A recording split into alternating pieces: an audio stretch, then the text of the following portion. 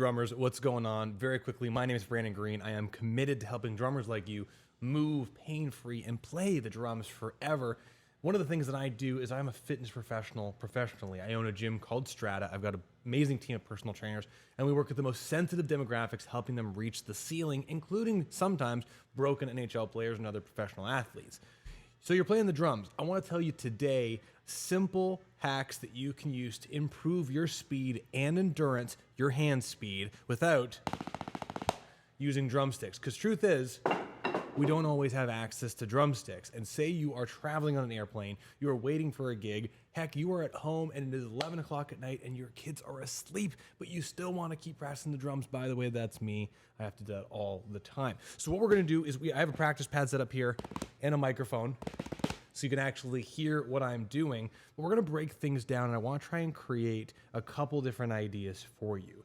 First and foremost, if you have studied hand speed whatsoever at all, there was the world's fastest drummer competition and many other things like that, which was a really kind of cool thing to learn more about playing faster. Drummers will talk about a lot of different techniques and strategies to work on improving their hand speed.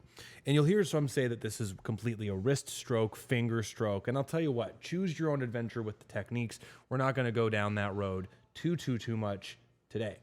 But what I do want you to do is you need to find a flat surface, and you can use your laps, but I'll use a practice pad just to make things visually a little bit easier. And what we're gonna do is we're gonna break things down in our wrist and hand into 3 positions. So we're gonna get right to this. First and foremost, when you are practicing, we are gonna use just your hands, and you need a surface that you can push into. Practice pad is fine, so is lap. 1, we're gonna do the thing you probably have done all through high school and lost grades on. We are going to do wrist strokes exclusively. Now, the truth is, when you're doing the wrist stroke, I want you to deliberately put a lot of intention to not using the fingers. We have 3 different types of strokes we'll be practicing today without drumsticks. First one, simple one, wrist strokes. Now, Brandon, this is easy. Stick with me. We're going to go over some actual exercise rudiments that are going to connect this whole thing together and actually connect it to a click, so it's going to all make sense.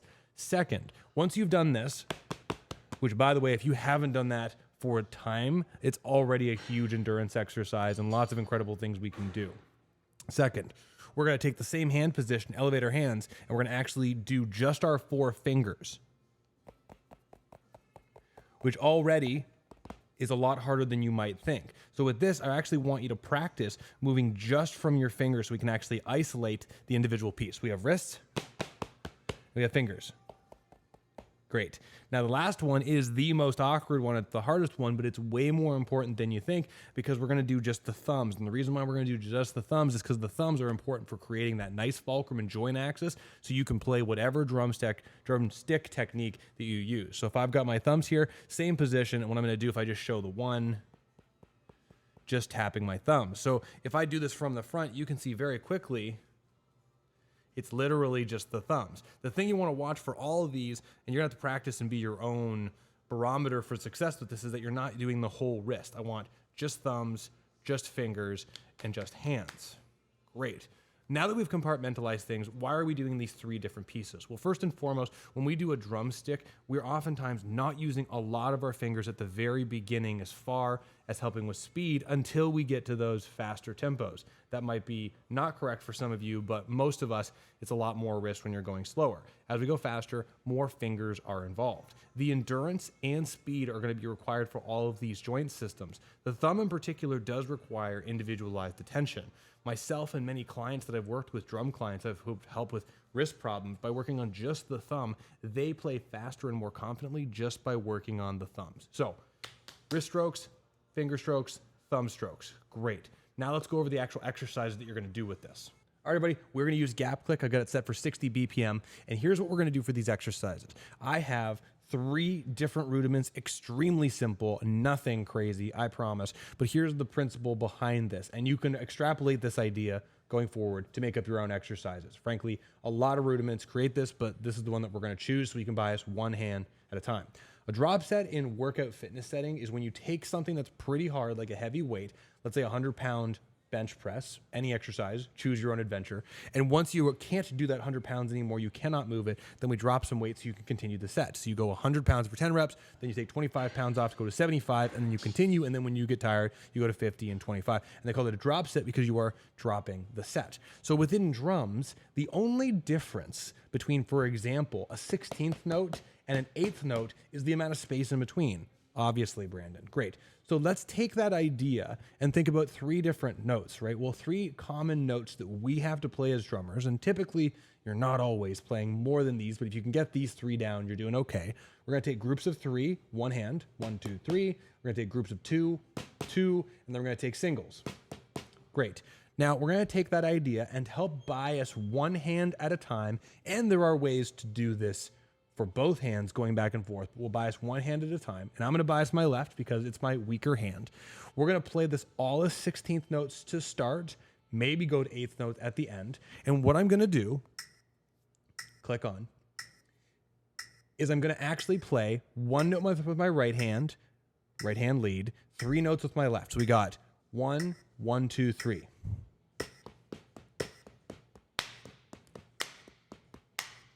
Easy. Great. Then we're going to move to double strokes, right hand lead. Just kind of like the regular double stroke, not inverted.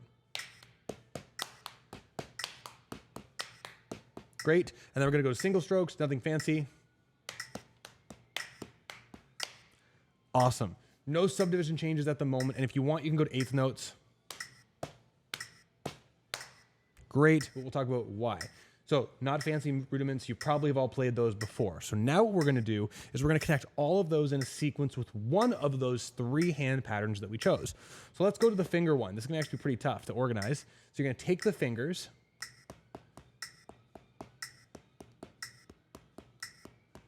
and play one of them. So in this case, I'm going to play the groups of 3 with my left hand, right? So right, left, left, left, right, left, left, left, right, left, left, left. Good.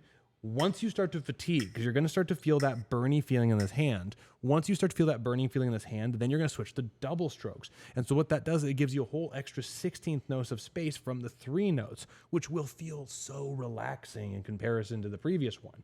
Then, when that double stroke starts to get tired and burny, then we're going to switch to single strokes. So let's go through that very quickly. I'm going to actually choose the wrist stroke so you can actually hear the difference, and I'll play the other hand on this one here. So let's just say we're not using fatigue as a barometer right now, and we're just going to do 4 of each one of these.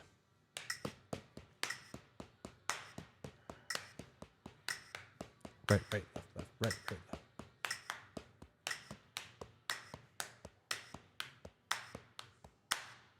Easy, right? Cool. Now, if you want, once you start getting into this, then we can switch after those 16th notes to 8 notes. But more on that in a second. So let's do this. Let's speed this thing up. Let's try 80 BPM and see what the heck happens. And now we're going to do the same thing.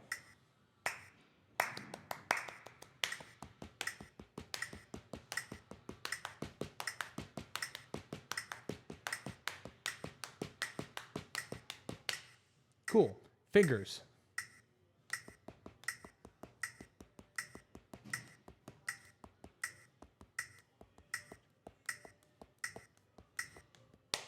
Nice. And then they do thumbs.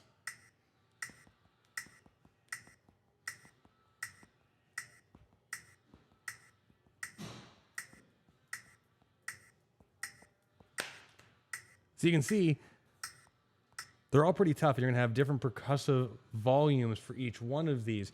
And so the thumb one, not super loud, but I'll tell you, you get good at doing that one, especially practicing if you're on a subway, on an airplane, you're going to do great.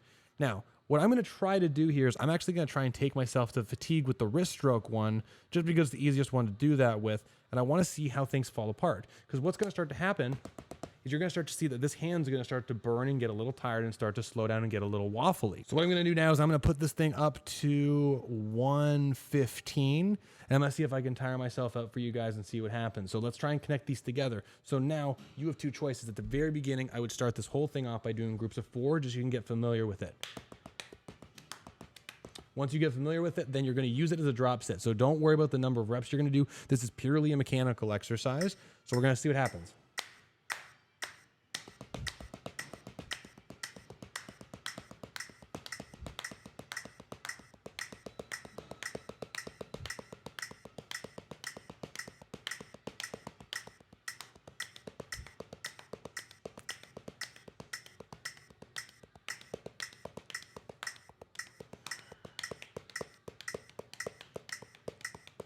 Burning.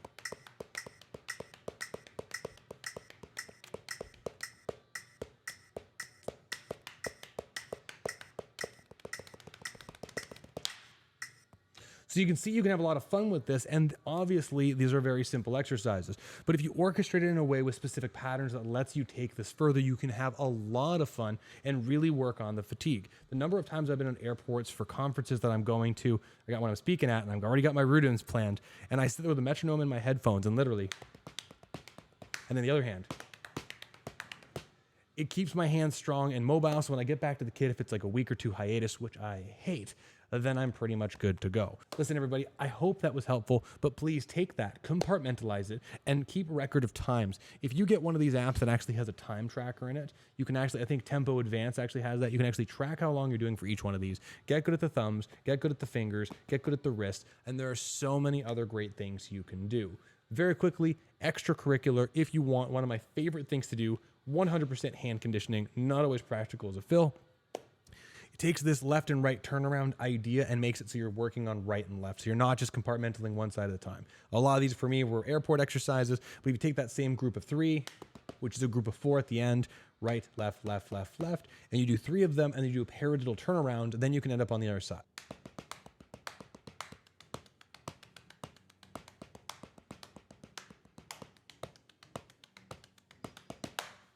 Anyway, extremely simple. Hope this is helpful. Truth is, these things, I will tell you if you're like, well, Brandon, these seem extremely simple. If you're working on hand speed and you're not doing them and you don't have the time to get your sticks in your hand all the time, you can absolutely do these. I will tell you that practicing control, hard as you can, light as you can, are all on the table, and there are way more versions of this. But tell you what, comment below, did you find this useful? Are you practicing this?